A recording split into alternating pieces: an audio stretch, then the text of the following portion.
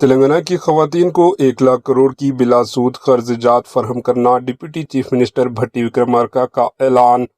تلنگانہ کے نائب وزیر اعلیٰ ملو بھٹی وکرمارکا نے اعلان کیا کہ ریاست تلنگانہ کی تمام خواتین کو آنے والے 5 برسوں میں 1 لاکھ کروڑ روپے کی بلا سود قرض جات فراہم کرنے کا منصوبہ تیار کیا گیا ہے۔ کھمم ضلع کے یدوولی گاؤں میں ترقیاتی کاموں کے موقع پر انہوں نے کہا کہ عوامی حکومت عوامی فلاح و بہبود کے لیے اسکیمات پر عمل پیرا ہے۔ انہوں نے کہا کہ نوجوانوں کو روزگار کے مواقع، خواتین کو معاشی تحفظ اور غریبوں کے لیے اندرمہ مکانات تعمیر کیے جا رہے ہیں۔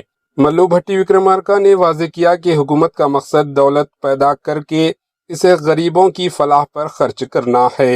Bureau report, AHN news.